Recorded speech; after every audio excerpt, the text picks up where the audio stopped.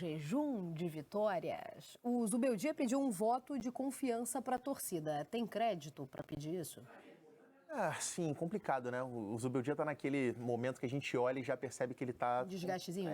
Tá prestigiado pela diretoria. Tá no fio da navalha ali. Tá vivendo um momento de DR, A gente falou isso na semana passada, né? Assim, eu acho que não é de hoje esse processo de fritura do Zubeldia dentro do próprio São Paulo. Interna. A fritura começou de dentro para fora. A gente vai falar sobre isso, eu vou só mostrar antes como foi o jogo. Aliás, quem vai mostrar é o Matheus Ribeiro, mas eu acho que não é só no São Paulo, não. Isso aí é meio a ciranda do futebol brasileiro, ele funciona mais assim. Então, o Matheus Ribeiro vai contar pra gente como foi a vitória do São Paulo contra o São Bernardo. Eles chegaram em São Bernardo com opiniões diferentes do mesmo assunto. O trabalho do Zubeldia tá meio complicado, né? Dá pra melhorar. O Zubeldia tem um dos melhores elencos do São Paulo nos últimos tempos, né? Já teve toda a oportunidade aí, mas acho que pra ele já deu, viu? André Silva começou no lugar de Caleri. Foi a terceira vez do camisa 17 como titular. Ele quase marcou depois do escanteio logo no começo. Aliás, a bola aérea era um bom prenúncio para o São Paulo. O time criou bastante assim. Até que o Oscar cruzou para o atacante são paulino fazer 1 a 0. Foi um primeiro tempo de pleno domínio tricolor, que contou com torcedores dando um jeitinho de ver o André Silva marcando mais um. Depois de bela jogada, o Wendel deixou o cara da noite na boa para chegar ao 5º gol em 11 jogos no ano. Mais que a metade dos números em todo o ano de 2024. A vantagem poderia ser ainda maior se a trave não tivesse parado o Lucas. Única notícia ruim no primeiro tempo foi Pablo Maia, que saiu chorando por lesão no tornozelo. Depois do intervalo, o São Bernardo, que ainda não tinha ameaçado o Rafael, conseguiu um pênalti. Fabrício Daniel converteu. O São Paulo seguiu melhor e André Silva quase pediu música ontem, mas estava impedido no que seria o 3º gol dele no jogo. Zubeldia não parava quieto e só foi tranquilizar de novo quando o Arboleda aproveitou o vacilo da zaga. 3 a 1 São Paulo, classificado em primeiro lugar no grupo. E fim da sequência de 5 jogos sem vencer. O time de Zubeldia vai pegar o Novo Horizontino nas quartas, com vantagem de decidir em casa. Para alcançar objetivos importantes, posiblemente tengas que pasar por malos momentos. Entonces son situaciones que donde se ve el ser humano, donde se ve el profesionalismo, donde se ven los valores a la hora de quién está junto, quién no.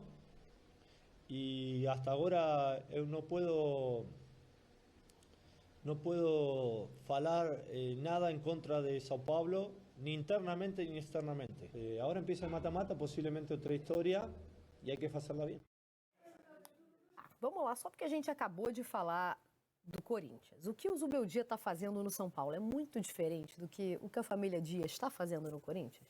Assim, a gente falou aqui na semana passada. Eu acho que o trabalho que o Zubeldia tem não é exatamente um trabalho fácil, pensando no que é... Quando você olha para o time que o São Paulo montou, você pensa num time que tem Lucas, que tem Oscar, que tem Caleri, que tem Luciano. Você pensa num time de posse de bola, um time que vai propor, um time que vai ser ofensivo. Mas é um time que usa isso o tempo inteiro. Então, só que a questão é, você simplesmente pegar boas peças e encaixar e transformar isso num time competitivo, não é algo que você faz assim, da noite pro dia.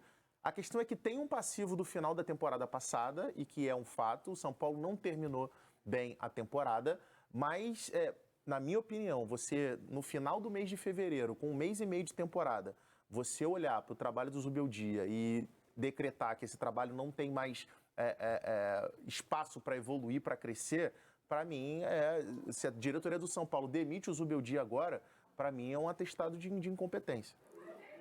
Da diretoria, não do Zubeldia. Eu também vou bem por aí, hein, Luiz Teixeira? Por que eu fiz a comparação? Primeiro que a gente estava falando do Corinthians e da situação no campeonato. É mais ou menos a do São Paulo. Também já estava classificado. E aí? Então, mas lembra que lá no começo do ano, o Corinthians e São Paulo, que foi praticamente a estreia do quarteto mágico que se imaginava no São Paulo, com o Lucas, com o Luciano, com o Oscar, com o Caleri, eu tinha falado, olha, o primeiro tempo não foi mil maravilhas, era para o Corinthians ter vencido o primeiro tempo. O São Paulo tem vários espaços de fragilidade, principalmente na recomposição, defensivamente. Isso foi sendo exposto com o passar da temporada, sem uma mudança efetiva do Zubeldia. Ontem, ele começa o jogo com 3 zagueiros. Ele coloca o Ferrarese de um lado, o Arboleda como uma espécie de líbero e o Sabino do lado esquerdo. O Wendel, que é o lateral esquerdo e será o titular da temporada, aberto do lado esquerdo numa linha de 5 no meio de campo, com o Cedric lá do outro lado. Mateuzinho trouxe que o Pablo Maia acabou se machucando, mas ele começa como titular ao lado do Marcos Antônio e o Bobadilla entra na vaga dele. Para ter o Oscar livre, sem precisar recompor tanto, porque tem 4 jogadores de meio de campo marcando, Lucas aberto de um lado e o André Silva como centroavante. Além de um esquema novo, São Paulo apresentou um futebol diferente e competitivo do que ele vinha apresentando nos últimos jogos, principalmente com as 4 peças entre os titulares. Eu acho que a questão de quando se bate muito no Zubeldia, e foi uma fritura interna de dentro do clube para fora, e isso gerou consequências nos torcedores, porque os resultados não vieram diante dessa dificuldade, dessa fritura, passa também pelo planejamento, que o São Paulo foi para os Estados Unidos e acabou iniciando o Campeonato Paulista depois dos adversários. Tanto que o jogo contra a Inter de Limeira, que era o da abertura do campeonato, aconteceu na semana retrasada. E veio aquele empate, depois o empate com o Velo Clube e o empate com o Palmeiras. Isso gerou também um incômodo interno, porque o time não desenvolvia, mantinha as mesmas fragilidades defensivas e não entregava resultado. Acho que é um pouco diferente a situação da família Dias no Corinthians e a do Zubeldia no São Paulo, porque o Zubeldia, além de ter um pouco mais de tempo de trabalho no clube, o Zubeldia passou por um processo no fim do ano passado de ser vítima dos próprios méritos, porque o São Paulo se classificou antecipadamente para a Libertadores, não tinha mais o que fazer no Campeonato Brasileiro, e aí oscilava desempenhos razoáveis e desempenhos ruins. Na última rodada, com o time completamente reserva, encara o Botafogo brigando pelo título, e aí você poderia ter dado mais tempo de férias para os seus jogadores para se preparar melhor. Você inicia a temporada indo para os Estados Unidos por conta de um acordo assinado na temporada anterior. Então, o processo de fritura, ele aconteceu no fim do ano passado, ele persistiu no início desse ano, e se o Zubeldia não entregar resultados neste momento, porque no mata-mata, acho que o desempenho para a torcida vai ser o menor dos problemas. Se ele não entregar resultado, dificilmente ele segue no cargo por conta dessa fritura interna. Agora, essa questão dessa formação que foi utilizada com 3 zagueiros, ela significa que pelo menos um vai para o banco, um vai sentar. É que a gente olha o André Silva, seria no caso o Caleri, em condições normais seria o Caleri no lugar do André Silva, mas o André Silva, ele adiciona, obviamente o Caleri é muito mais jogador do que o André Silva, mas o André Silva adiciona alguma coisa ao São Paulo que o Caleri, e tanto o Caleri como o Luciano têm um pouco mais de dificuldade, que é exatamente ajudar nessa recomposição. Porque a grande dificuldade, o torcedor sempre fica na bronca quando chegou a contratação, aí sempre surge o quarteto, o quinteto, o sexteto mágico. E o nosso papel aqui, que é analisar, a gente olha e tem que fazer o papel de chato. É olhar e falar assim, esse time aqui, para jogar de maneira equilibrada, é difícil, é complexo. O torcedor às vezes fica na bronca, mas a grande dificuldade do Zubeldia, eu não estou aqui cravando que não dá para jogar. Dá, só que isso leva um tempo para você ajustar peças, para você encontrar um jogador. O próprio São Paulo, o Dorival, que foi campeão, bateu campeão da Copa do Brasil, foi um ajuste que o Dorival conseguiu através de tentativa e erro, e o time encaixa justamente quando ele encontra o Alisson para ser aquele jogador de meio campo, justamente para dar ao São Paulo o equilíbrio que a partir dali o São Paulo... E sem o Rames. É isso, deslanchou na competição, deslanchou na temporada. Então, assim, eu daria mais tempo ao Zubeldia, porque eu acho que a maneira dele enxergar o futebol me agrada, a maneira que ele pensa de tentar construir um time ofensivo, eu acho que o São Paulo tem qualidade técnica mais do que suficiente para esse time em algum momento conseguir engrenar. Vamos ouvir o próprio Zubeldia, então, falando da pressão que ele está sofrendo nesse início de temporada. Lo que uno siente es vergüenza cuando pasan 5 partidos y no gana. Estamos en un equipo grande y uno quiere ganar.